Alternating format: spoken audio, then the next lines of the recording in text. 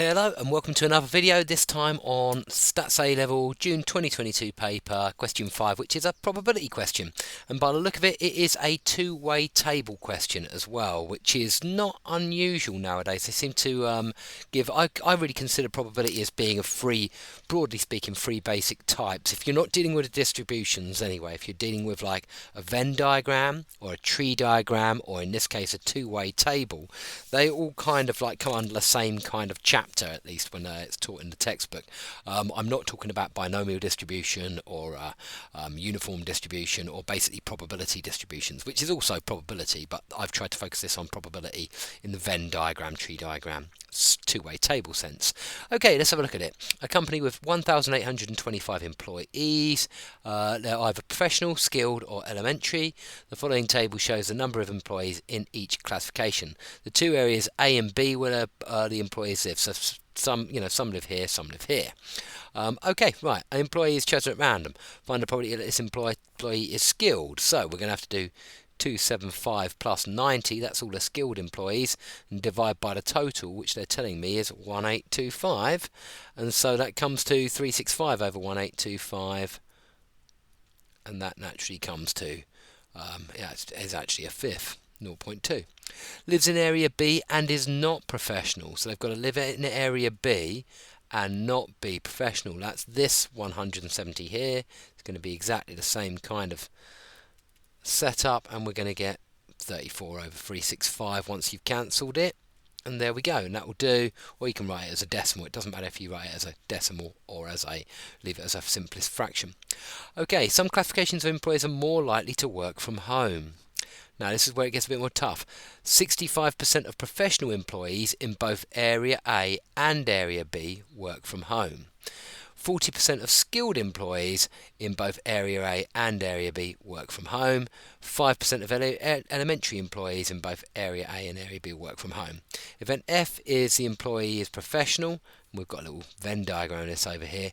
Event H is that the employee works from home. Event I is that the employee is from Area A. So all sorts of things going on here. This is a case of like cognitive overload. It's a tactic the examiner will often employ to try and baffle you, and it works. Okay, so let's have a look at the question. Firstly, complete the Venn diagram.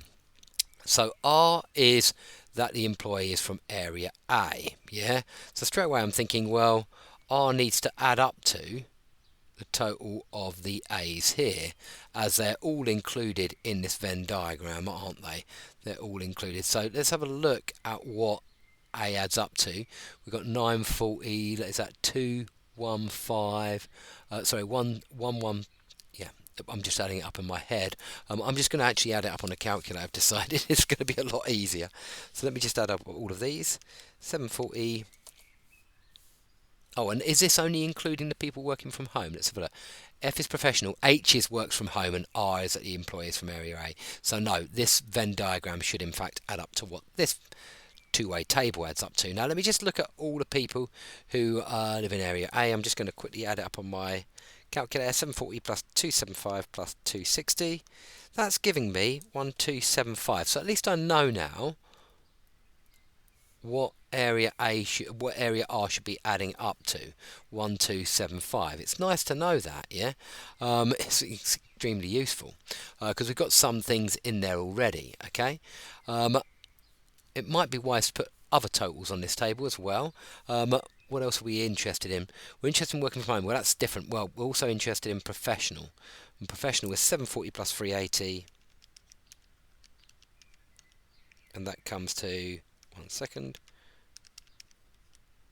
1120. Really should have done that in my head. I'm embarrassed that I didn't. There we go. So now we know that event F is going to add up to 1120. I'm just going to point these things out sort of away from the diagram and rub them out in a second. And R, I think I said, was 1275. Yeah, at least we can check it at the end, see if everything's gone okay. Okay, let's start dealing with this like confusion. Right, 65% of professional employees in both Area A and Area B work from home. So I need to find 65% of this, yeah? Let me actually do that. 0.65 times by 1120. And then I'm going to find 40% of skilled. So that's 0.4 times by this plus this, which is 275,365, and then I'm going to find 5% of 340, and that's because that adds up to 340, I think, just so I can find all the people who work from home, the total. Okay, so let me just quickly do that calculation. Plus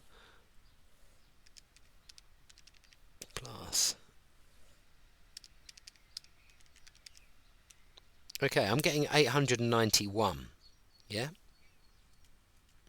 So naturally 891 should be the sum of working from home, and that is H, yeah? So now I can write that down as well, which is kind of handy. Oh, there we go. 891, yeah? Now, I can of course use some of these. Let me just remind myself of what these categories are. So I'm actually going to write down home. What was F? Was F professional? Oh, so I'm going to change the F actually into, well, I'm just going to put professional afterwards. And then what was R then? R was area A. So these take some thought, these ones. Now I've got that, I'm going to have to use a two-way table again as well, because I think I already know the number of people who are professional and in area A. They're 740, so I know that, like, this ring, if you like, should add up to 740, yeah? And sure enough, if I do 740 plus 247 plus 133, because these two add up to 380, 380 plus 740 is indeed 1120. So it looks like we're doing that right, you know, it's looking pretty good. Now, do we know how many also working from home there? We do actually, because we could have worked that out. If we look at the number of people who live in area A, oh no, because they're going to be A and B, so we can't start with that. That's a shame, that's a shame. What else do we know from our two-way table? Well, let's have a little look. We've got we could work out, for example, the number of professionals who are working from home. We've got that total, the number of professionals who are working from home. Let me just quickly type that into my calculator again. 0.65 times 1120, 728, yeah? So that tells me that the number of professionals who are working from home, professionals and working from home, should add up to 728. Well, this is the thing which is going to get me out of jail now, I think, because if I do 728 minus 247, I've got 481, and therefore I've got the bit in the middle, yeah? That's lovely. Let me rub that out, because that wasn't relevant. But I did know that this has to add up to 740, because they're professionals in area A, so I can now just take away 481 from 740. I'm just going to do that next. 740 minus 481. That gives me 259. And now I can just keep working on this principle. How many people in total worked from home? I think it was 891. Yeah, look, got it here. That was just that first figure, which is 728. So this needs to add up to 891. So let me just do 891 minus 123 minus 481 minus 247. And I get 40. Lovely. Let me rub off some of the other confusing arrows I've put in different places. And then finally, if we take all of these away from 1825, was it, or 1875? 1825. Take all those numbers away from 1825. Let's see what we get.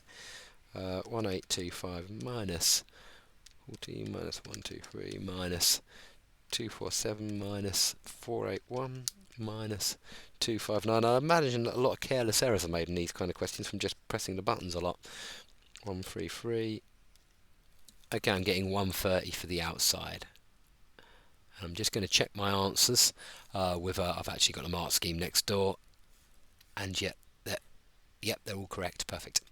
Okay, so that was hard work. That's probably the hardest probability question I've had to do. Not because it's necessarily that difficult, but you've got a cognitive overload thing. You have to find a chink in the armour of the diagram, and it was actually this circle here because it already had one of them filled in.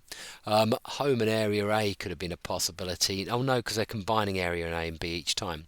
Okay, using this information, now we've got to do these. I might even take another screenshot of this just to help me, so I can see what I'm doing.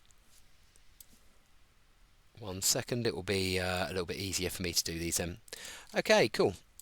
Okay, so now I can put this right next to the diagram and see what I'm doing. Okay, what is not R and F? Well, that's got to be not in R and in F as well. That strikes me as this region and this region. And so that's going to be 247 plus 133, that's 380 over 1825. Yeah, and that actually equals 76 over 365. Cool. Okay, what about this interesting one? That's an interesting one. H or R not. Yeah. Now, I teach my students something called De Morgan's laws to deal with this situation because I think it's the easiest way to deal with it.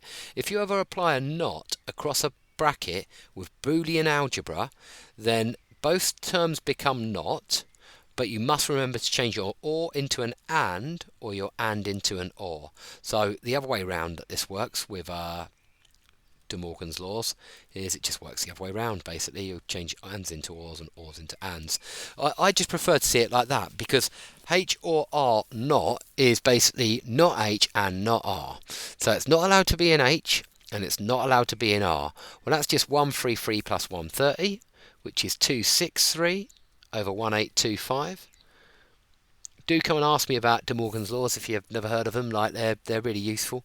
If you do care about the decimal, it's 0.144. Okay, and then finally F given H. Well, that's probability of F and H over the probability of H. Well, F and H here is 247 plus 481, and that comes to 728. And then the probability of H is all of those added together. I think we did it earlier. It was 891. And that's your probability of F and H over probability of H, which is F given H.